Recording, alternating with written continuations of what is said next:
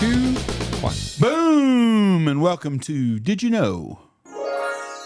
Brought to you by Mallard Bay. I'm Jeff Stanfield with the world famous Andy Shaver. That's right. That's right. I'll go first today. You're all.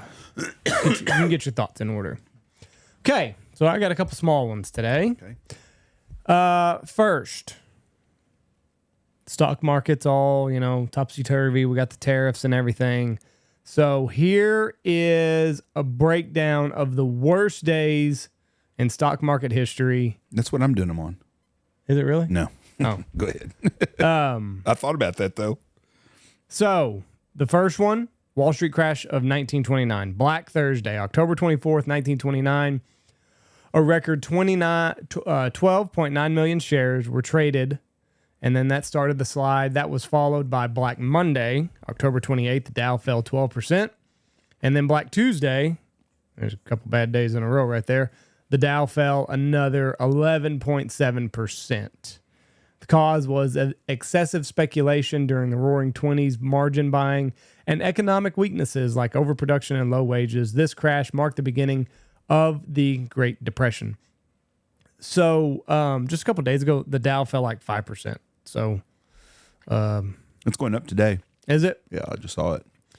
Black Monday, October 19th, 1987, the Dow fell 22.6%.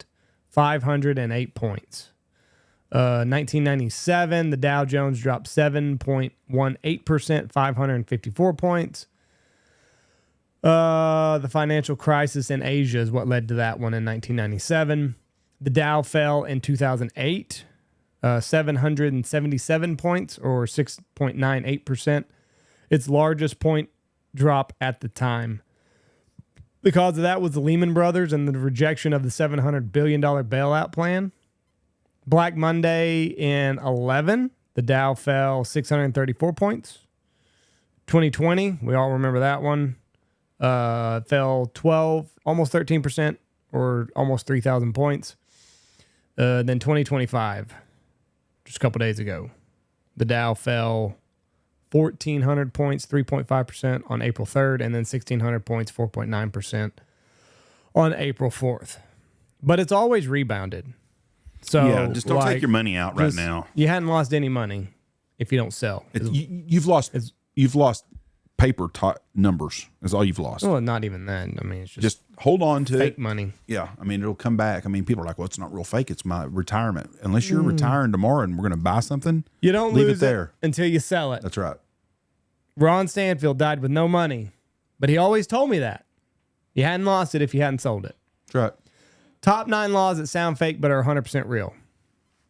Top what? Top 9 laws that sound fake but are 100% real. Oh, I can't wait to hear this. Singapore will fine you $150 for not flushing a public toilet. Good for them. In Thailand, it is illegal to step on money. Specifically, it's been seen as an insult to the monarchy because the king's face is on the currency. So you step on it, you could go to jail. It's pretty big. In China, Buddhist monks need government permission to reincarnate. Okay. 2007 law says any Tibetan Buddhist who claims to be reincarnation of a living Buddha must be approved by the government. It's how Beijing controls who can become a spiritual leader. Switzerland made it illegal to own just one guinea pig. The Swiss Animal Protection Ordinance issued in 2018 mandates that social animals, rabbits, guinea pigs, etc., must have companions to prevent loneliness. So there's even a rent a guinea pig service so you don't break laws if one dies. You can rent a guinea pig to hold you over. It is illegal to run out of gas on the German Autobahn. It is seen as a preventable driver negligence and not a valid emergency. So I would agree with them. It creates an unnecessary hazard. So if you're going to drive on the Autobahn, make sure you top that tank off. Rome banned goldfish bowls and mandates walking your dog. In 2005, Rome introduced a comprehensive animal welfare regulation where goldfish must have adequate aquariums and dog owners must walk their dogs daily or face a fine of, I guess that's 500 pounds. I wonder if your dog's in your backyard, if it counts as they're getting walked. I don't know. I couldn't tell you. I don't live in Rome. The UK has laws banning laws against handling salmon in suspicious circumstances. Okay. Section 32 of the Salmon Act of 1986 targeted the black market in poached fish. It meant to stop poaching salmon, but its wording is a little bit funny. In California, it is illegal to eat frogs that have died during the frog jumping contest. If a frog dies during the event, it must be destroyed and it cannot be used for any purposes, including food. The rule from 1957 exists to make sure the frogs are treated humanely in competition. I guess that's at Calabasas County because I think that's where it's at. I never knew about the frog jumping contest. And then the last one, in the UK, it is illegal to be drunk while in charge of cows. Boy, we got a lot of cowboys out here to get in trouble. Under the Licensing Act of 1872, you can be fined for drinking while handling cattle, horses, and also steam engines. Modern police rarely enforce this one, but technically, it's still a law. How many cowboys out here would get arrested? Every one of them, just about. Yeah, you know, Very few cowboys I know ain't had a cold beer while they drinking cattle. They work better that way. That's right. So, all right, that's all I got. Those two things, and the floor is yours. Okay, mine. Do you know the most expensive films? We're gonna list today is what I'm doing on mine. Did you know? And I'm shocked how much it costs some of these movies have been made. Was Avatar expensive to make? Avatar is number 9. Well, it depends. Is there more than one Avatar? There's Avatar, The Way of Water, and that's the 9th one. It just barely cracks the top 10. Okay, hold on a second. But I still got one up there. What about like the Marvel shit, like Iron Man, Captain America, nothing like that? Okay. Not on any of them. Okay. Well, Ant-Man and the Wasp. Never even heard of it. That's the 10th one. Marvel. Okay. Okay, I gotta aim higher here. Most expensive. Recent film? Everything that's most expensive has been made by at least 2011 to present. Okay.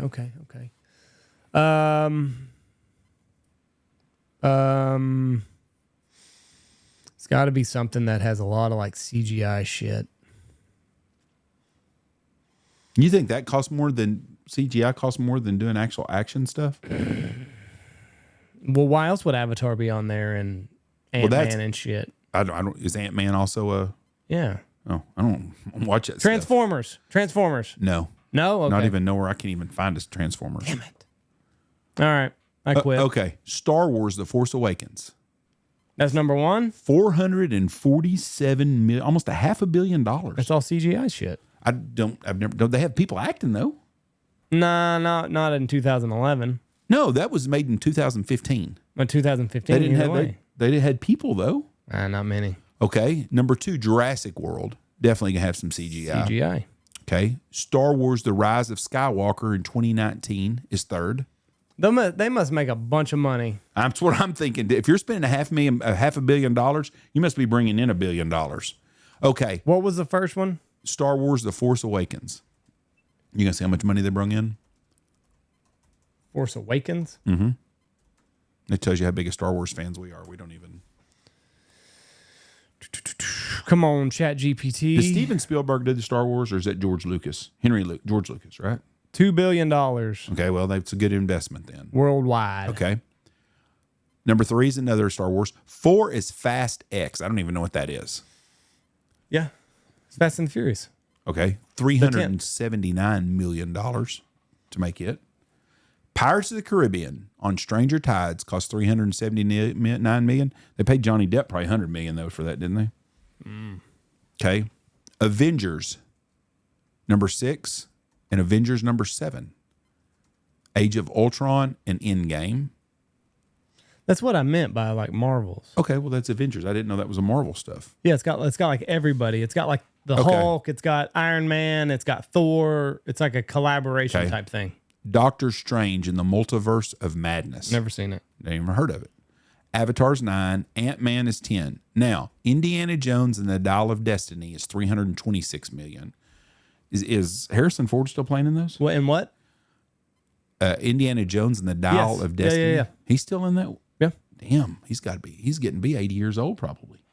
Anyways, that is the number 11. Avengers is 12. Another one of them. Then you said The Electric State which was made in 2025, which is just now. I don't even know what it is. The Marvels. And I look down here, number 20 is Snow White at $269 million, and they say that is crashing big time. They're losing their ass. So, anyways, Harry Potter and the Half-Blood Prince was $250 million. $250 million is pretty much where we're going to be with a lot of these. Right. So, anyways, that was my... Go back to the Pirates of the Caribbean. What'd you say? How much? Pirates of the Caribbean was number 5, $379 million. Which one was it? On Stranger Tides? Yes. $55 million with a reported base salary of $35 million and additional $20 million in bonuses with Depp's salary. Well, there you go. That's a bunch of it. He made $90 million on the fifth one, Pirates of the Caribbean, Dead Men Tell No Tales. $10 million for the first, $60 for the second, $50 for the third, $55 for the fourth, $90 for the fifth. Well, I'm going to tell you what. I'm not a big into those are good. Those aren't bad movies. I haven't seen. I don't think I've seen them past like the second or third. I think one. the first or second ones I saw, but he is a really good actor. Yeah, and he plays that part very good. Excellent. I don't think you could replace him with anybody. No. So, anyways, that's my movie. That's my movie deal. Okay, let's look at the top 12 richest neighborhoods in Texas. Let's just do the top 5. Where do you think they'd be at? The Woodlands. I don't even think they're in there. What? Nope. The wealthiest neighborhood in Texas. Is that one in Dallas? Nope. It's called West University Place in Houston, known as the West U. It's right by the Texas Medical Center in downtown Houston. The second one is Highland Park. That's where Jerry Jones and President Bush and all them live. It's a kind of funny place. You can take a golf club and hit a ball into the ghetto from there in some places, but there's no crime there, and you can run around at nighttime and you're safe. Terrytown in Austin is third, Alamo Heights in San Antonio, and River Oaks in Houston. So Houston's got a couple. Yes. Now, the poorest places in Texas. I thought the Woodlands was in Houston. It is, but it was not one of them. Not one of them neighborhoods. Huh. The poorest counties. The poorest counties in Texas. Oh, it's going to be like West Texas. It's going to be like a Rio Grande, huh? That's where all of them are. Dimmitt County is the poorest county in Texas with a median household income of $27,000. Where's that at? Down south of San Antonio, between there and McAllen, I believe. It's the good deer hunting areas. Poverty rate, 25% of the people in the county live under the poverty, and that's home to 8,473 people. And many residents face economic challenges. Well, I would say that. Hope you got deer land. The median home price is $100,000, offering some affordability, established in 1858. Presidio County, one of the state's poorer countries with a population of around 6,000 people. The median income is $29,000, and 23% of the residents fall below the poverty line. Brooks County, $30,000 is the average income, and the median home price is only $57,000 there. Zapata County, house is $104,000, population of 13,000, income of $35,000.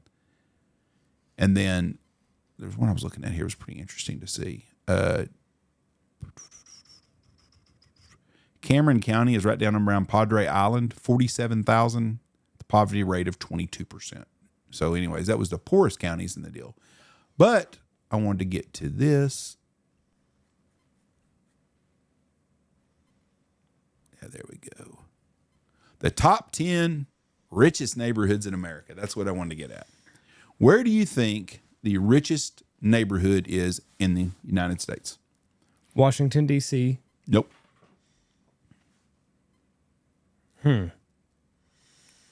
Bel Air? Nope. Billionaires Row, New York City, New York. Yeah. It's those big high-rises right there by Central Park. Yeah. Michael Dell owns them. Some Saudi guy does, hedge fund manager. If you want to look at these buildings, you can Google them. They are the Central Park Tower, 157, and it's spelled ONE 57, 157. That is the wealthiest neighborhood in the deal. The second one is Short Hills, Milburn Township, New Jersey, with a typical household income of $250,000. 87% of the residents hold a bachelor's degree or above. And that is going to be in New York. It's going to be another thing right outside of New York City, another wealthy neighborhood. Third, West Menlo Park, Atherton Town, California, around San Mateo, California. It's a total of the CDP has a total area of less than a half 1.3 kilometers or less than a square mile. The weather in West Park is pleasant with a median household income of $214,000 with 1,300 residents. Silicon Valley is fourth. Fifth, Potomac, Maryland. Imagine that. It's where all the crooked politicians live. Household income's $188,000. English Village, this is one that surprised me. Mountain Brook, Alabama. Yeah, that's shocking. $164,000 is the typical deal. Connecticut's 5. Upper East Side Manhattan's 8. Hillsborough, California is 9. Crestline Heights, Mountain Brook, Alabama, number 10. So Alabama's got 2 of the top 10 wealthiest neighborhoods in the United States. Wonder what's down there. I don't know. All I can figure out maybe is that some of the stuff where they did NASA's got a space center down there. Somewhere does. Well, let's look up where it's at. What's it called? Mountain Brook, Alabama. It's got to be somewhere out in Birmingham or somewhere in the big cities, and it's got to be a wealthy neighborhood.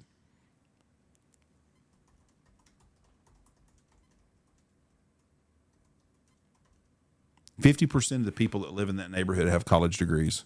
There's starting to be something here. If you got a college education, yeah, that's going to change. That will change. It'll be plumbers, electricians, HVAC, guys like that. Why? Come on, ChatGPT. Okay, let me scroll up. It's in southeastern Jefferson County, Alabama, and a suburb of Birmingham. Yep. As of July 1st, 2023.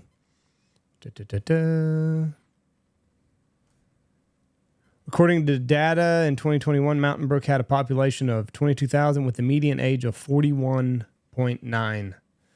That's why it's all working class people. Young, wealthy, upstart kids doing good for themselves, good families. I bet they got good kid baseball and kid sports there. Yeah. A little bit of everything. It doesn't say why. All right. Now, Boasts the most highly educated populace with an education rate of 85.1%.